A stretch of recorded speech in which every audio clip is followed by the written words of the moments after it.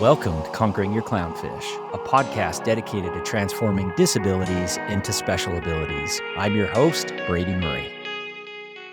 Welcome to Conquering Your Clownfish. Today, I'm excited to be able to share a very personal episode. As many of you know, I have an amazing family, a family of 11 children. 7 of our children are adopted. The first child that we chose to adopt is Cooper. Cooper's featured right here, and I'll share a little bit about that picture in just a moment.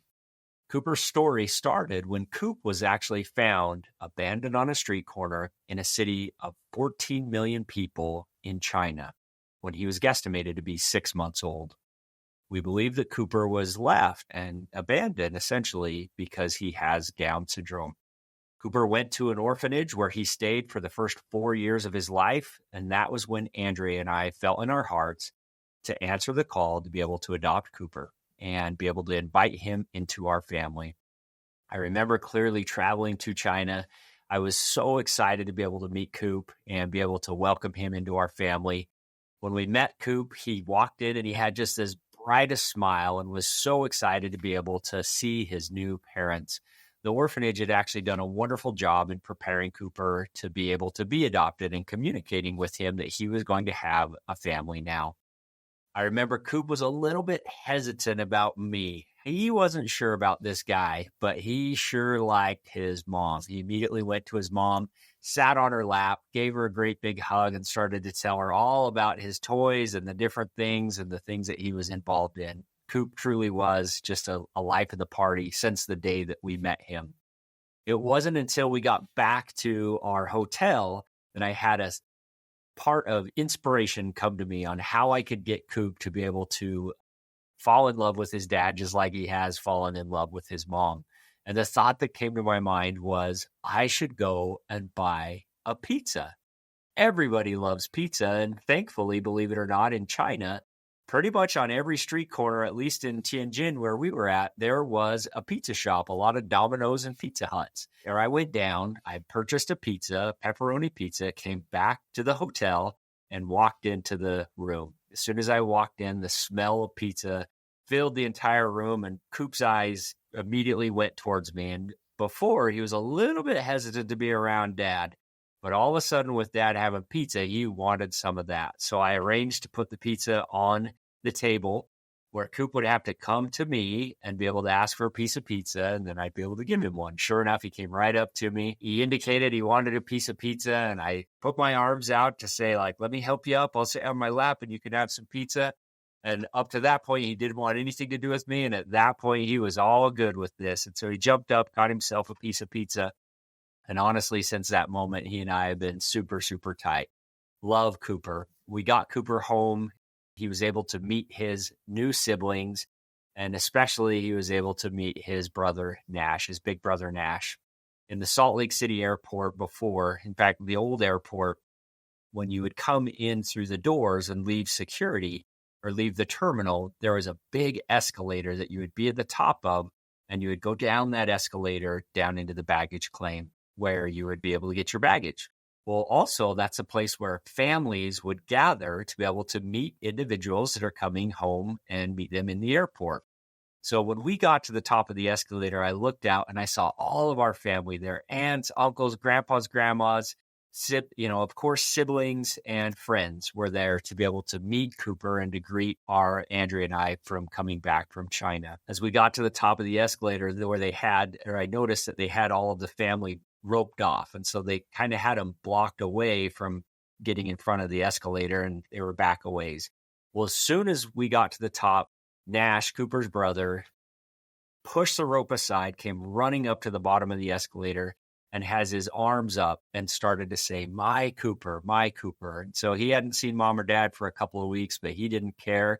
He wanted to see his Cooper. And that's actually a picture that we have. It's just an iconic picture of Nash at the bottom with his arms up waiting for Coop to come down. And I had Coop in my arms. Well, since that moment, these two have been just like absolute two peas in a pod. They share a room. They are inseparable. They absolutely love each other, and they take care of one another. So as you know, a purpose of our podcast is to be able to help families that have a loved one that has a disability to be able to see and feel inspired to be able to expand their horizons on what their children are capable of. Oftentimes, we as caregivers are the roadblock, are the bottleneck to our children being able to sing the song that they're meant to sing. Just like Marlin from Finding Nemo, this is us. We are trying to conquer our clownfish and be able to help our children to sing the song that they're meant to sing. So I've taken this to full on. Like, this is something I truly, truly believe in, and I try and embrace and help our children to be able to get way outside their comfort zones. Well, honestly, this got a little crazy with an experience that we had not too long ago. Looking back on this experience, I'm so thankful nothing happened. I'm incredibly humbled and extremely grateful that Cooper was okay in this experience. But this is an experience where Coop definitely was expanding his horizons on what his capabilities were, despite his mom and dad probably not wanting him to do this. So this is how this story started. It was a couple of weeks ago. I was in the bathroom getting ready to go to work. It was about 7:30, maybe almost 7:40 at this time. And Andrea comes in and she has just kind of this terrified look on her face. And she was coming in to get her shoes and was kind of like a lady on a mission, right? And she comes in and I'm like, "What's up?" And she said, "You wouldn't believe it. We just got a phone call from the police department and they said they have Cooper." And I'm like, "What? What are you talking about?" They said somebody called in 911.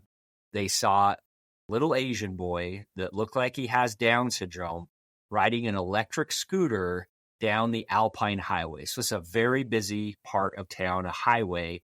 And they said that he was in a construction zone and he was weaving in and out of like cones and just kind of joyriding is, I think, the word that they used. And they called in. And they said, "Somebody please come help this child." Well, sure enough, it was Cooper. Well, Coop was already miles from our house when the police finally found him. He was on a different road, County Boulevard, which is an even busier 4-lane highway. And he was just joyriding, having a great time.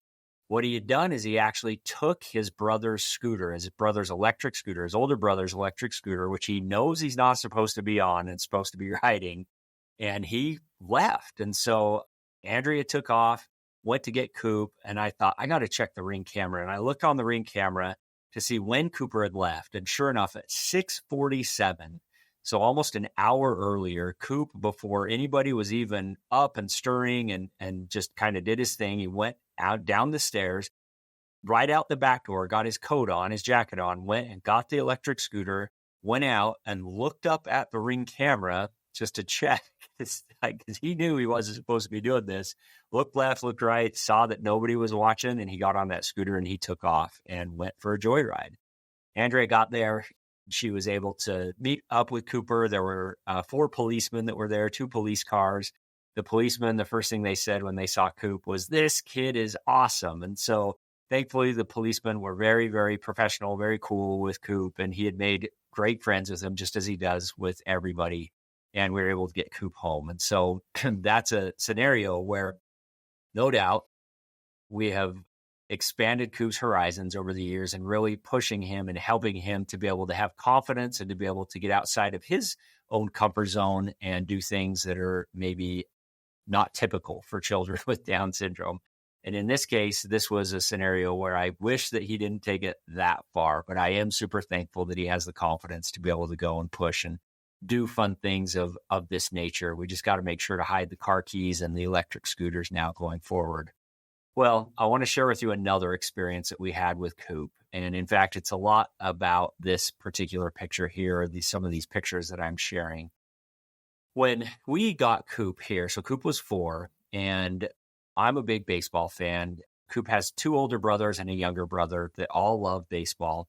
I coach all these kids' teams, and anytime we get a chance, we're in the backyard playing baseball. Well, Coop immediately gravitated towards wanting to play baseball. He loves baseball. And in fact, when he was 5, he picked up a bat and he started swinging, and he very naturally had a very natural swing. In fact, he batted left-handed. He was swinging it left from the left side of the plate, even though he threw right-handed, which I thought was super cool. Well, he'd play with us in the backyard, pick up ball games, and he was, fine. He did great. but never did he been playing on a typical team. So the boys were playing in the Little League program that was in our community at that time, and Coop was not playing on that particular team. We would take Coop to the games, and Coop would want to play. Like, he expressed interest in wanting to play. And so finally, Andrea and I, when he was, I think, 5, almost 6 years old, we thought, you know what? Like, I wonder if Coop could play. I wonder if he could do this. And, immediately I'm in clownfish mode. Okay. And I'm thinking of all the reasons why it's probably not a good idea for Cooper, our little guy with Down syndrome, that he would be playing a game of baseball with a real life baseball, hard baseball, and having kids that were typical kids that honestly were more capable than he was throwing fastballs and Cooper trying to hit those, or him, trying to fill the ball. I just thought of all the reasons why that probably wasn't a good idea for Coop, trying to protect Coop. But I could just tell he wanted to do it. And I caught myself and just saying, look, like, I'm probably the one that's holding Coop back from being able to play baseball. And in this case, sing the song he meant to sing through baseball. So after Andrea and I talked about it a bit, we said, let's go for it. Let's do it. And so we started Coop at the T-ball level. We thought that was innocent enough. He's like the oldest kid playing T-ball, and he just excelled. Like, in fact, he was too good for that league. So we quickly moved him up to machine pitch, where a machine was pitching the actual hard balls and the kids were throwing the balls trying to get people out. And Coop did amazing. He did so well. And in fact, he played on Mason's team, just his younger brother's team. And the two of them had so much fun. I got to coach a couple of those seasons, and it was just amazing to see Coop excel. The thing that I found and that I loved what I saw was Cooper was playing baseball is normally these are fairly competitive leagues. And you have rivals, or the other team, you're good sports, but you're trying to win. And you're definitely not cheering for the other team. Well, what I found with Cooper is that the other team would actually start cheering for Cooper. The players would start cheering for Coop. The fans of the other team would start cheering for Coop when he would get up or when he would make a play. And it was like this bonding moment. It was just this experience that brought us all together and made this game that we were playing and trying to win a game so much more than just a game, and so much more than just trying to win, if you may. It became much more than just a game with Cooper out there playing. Quickly, Cooper became very popular, or even a little famous within the league, to where the other coaches knew Coop and loved Coop, and the other players all loved and knew Coop. And it was actually through baseball that we had a very, very special opportunity that came about. And so, as many of you know, my wife and I founded the nonprofit Rod's Heroes, which inspires families to answer the call to adopt a child with Down syndrome or other unique circumstances. And we're very active on social media. It was through this social media interaction that we actually had a pitcher and his wife for the Chicago Cubs reach out to Rod's Heroes and say, we love the work that you guys are doing. We love Coop and the great things that Coop is doing. We want to invite you guys to come down and be able to go to a game, Arizona, during spring training when the Cubs are there. And if you want, you can invite other families and we'll make a big deal out of it. So we just jumped all over. We thought this is going to be so awesome. The player, his name is Justin Still. He's the Chicago Cubs ace. Libby is his wife. Amazing, unstoppable advocates, such wonderful people, and have the cutest kid, little Bo. And so we made arrangements. This was in 2023, spring of 2023, went to Arizona. We were able to get in contact with all the families that we knew that we had helped with adoption or that just simply had a connection to special needs, and invited them to come out to a spring training game. It was only a week or so before this game was going to happen. The thought came in our mind of saying, I wonder if Coop could throw out the first pitch at this game. And so we pitched the idea to Justin, and he said, absolutely, that's a great idea. If Coop wants to do that, absolutely, we should do that. And so arrangements were made for Coop to throw out a first pitch at a major league spring training game. Now, when the arrangements were finally actually made, I started to, I don't know if second guess is the right word, but yeah, kind of second guess, like, is this right? Like, should I really do this? Like, could Coop actually throw out the first pitch at a major league game? Like, this isn't the Sandlot down the street. This is a major league baseball game. And so I started to have hesitations and doubts in my own mind on would my son really be able to do this? And sure enough, I caught myself again, like, stop being a clownfish. Like, you've got to get past this. Of course he can do this. And even if he can't, or he tries and he fails, that's better than never having given him the opportunity to try in the first place. And so we went for it. We got there. Coop was getting warmed up. I was nervous wreck, absolute nervous wreck. And finally the time came where the announcer said, Cooper Murray with Rod's Heroes will be throwing out the first pitch. And Coop just ate it up. He goes running out on the mound. It's just waving and just like absolutely playing into the crowd. The crowd loved it. And I actually had to go out there and be like, all right, bud, like, we got to throw a first pitch down. There's actually a game that's going to be played as well, not just Cooper throwing the first pitch. So we got him all positioned, and Coop was just smiling all ears. And they had the Cubs mascot. His name's Clark. The Cubby was behind the plate. They had this great big catcher's mitt that Coop was going to throw to. Then Coop all of a sudden got super serious when he knew it was time to pitch. And he goes and he has his hat on backwards and he looks in, he's got his glove up and his hand up, or he leans in, he looks in, gets a sign from Clark, fastball, okay, perfect. He comes sets, high leg kick, throws a perfect strike, and then just celebrates like the kid just won the World Series. And we're all watching this like, you can't make this stuff up. This is so fun. And the crowd goes wild, and Justin was there and he's just loving it. And it's such a special experience. And I thought, what a truly wonderful once-in-a-lifetime opportunity for Coop and our family and all of the Rod's Heroes team and family to just enjoy what a wonderful experience that was.